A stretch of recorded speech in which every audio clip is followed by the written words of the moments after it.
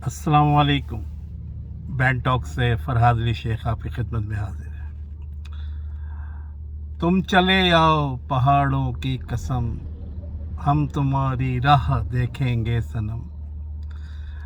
एक गाना है, लेकिन इस गाने के पीछे आजकल के हालात में सिर्फ एक ही शख्स के बारे में बात कही भी जा रही है और सोची भी जा रही है, और वो शख्स है कैदी नंबर 804।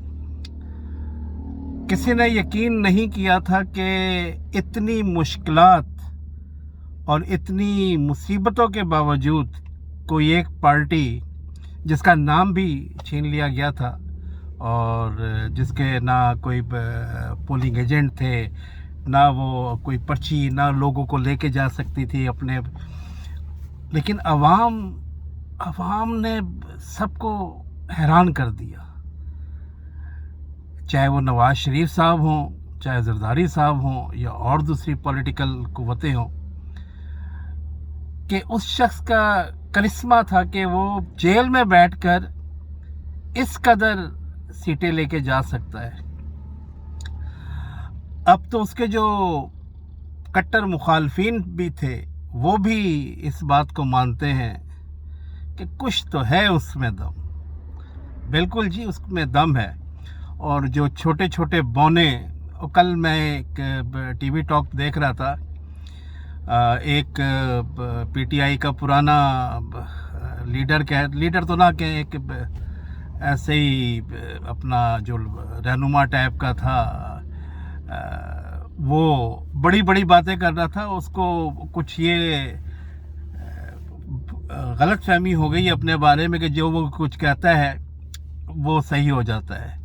और कल एक टॉक शो में, कामरान शाहिद के टॉक शो में, उसने आगे दो बड़े सीनियर, एक जो उम्र में भी सीनियर था और एक सहाफ़ी मजहर अब्बास साहब, जिनका बड़ा नाम है और बड़ी इज्जत से लोग देखते हैं, उनसे वो जिस किस्म की वो अपना बातें कर रहा था और जिस लहजे में बात कर रहा था, उससे साबित हो रहा था कि उसका ताल्लुक़ कहाँ से। वैसे भी वो शख्स जो है पाकिस्तान तब में पैदा नहीं हुआ, अमेरिका में पैदा हुआ है, तो वहाँ की ही उसे चीज़ों का ज़्यादा अंदाज़ा होगा, उसे पाकिस्तान की वैल्यूज़ और किस तरीके से बात की जाती है।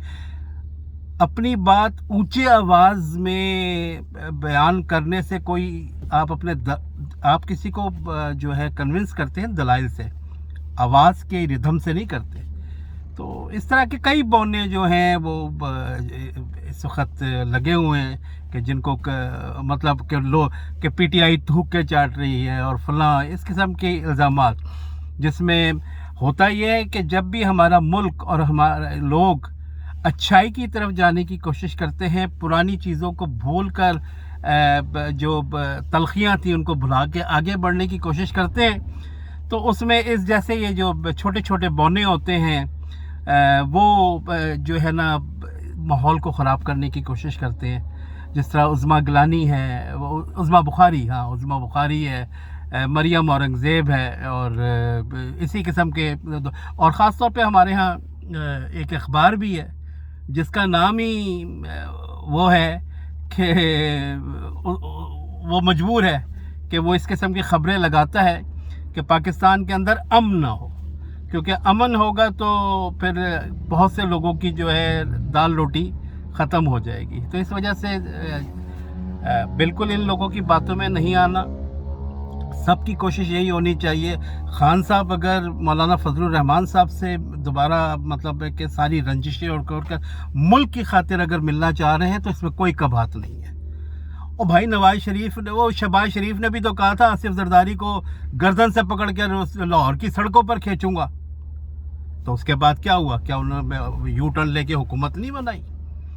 नवाज शरीफ बेनज़ीर के ख़िलाफ़ इतनी ओछी हरकतें करते थे, लेकिन क्या उनके साथ नहीं बैठे? तो अगर मुल्क की खातिर आप लोग, और ऐसे भी अब तो जिस तरह मैंने एक पहले अपने पिछले व्लॉग में कहा था, हुसैनियत और यजीदियत साफ नज़र आ रही है। तो अगर मौलाना फजलुर रहमान साहब साथ जो अपना उनके हैं तहरीक लब्बैक के, वो जमात इस्लामी वाले और पीटीआई वाले, यानी कि एक तरफ हक इकट्ठा होता जा रहा है और एक तरफ ना हक। तो इस वजह से میری ان تمام لوگوں سے بشمول عمران خان صاحب سے کہ چیزوں کو جو ہے کام ڈاؤن کریں، ملک کا خیال کریں، عوام کا خیال کریں. بہت تکلیفیں، بہت دکھ اور جو ہے اٹھا چکے ہیں. مہنگائی بہت بڑی ہوئی ہے. اگر آپ لوگ آپس میں ہی لڑتے رہے تو پھر ہمیں کون دیکھے گا، عوام کو کون دیکھے گا؟ تو اس وجہ سے اپنی رنجشیں جو چھوٹی موٹی ہیں، اب عوام نے فیصلہ کر دیا، عوام کے مینڈیٹ کا احترام کریں.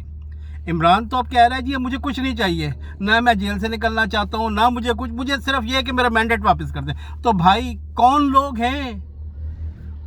ہیں جو اس کے مینڈیٹ کو چرا کے بیٹھے ہوئے؟ کراچی کے اندر ایم کیو ایم والے بھی پریشان ہیں کہ مطلب یہ 17 سیٹیں یا 15 سیٹیں کہاں سے آ گئیں.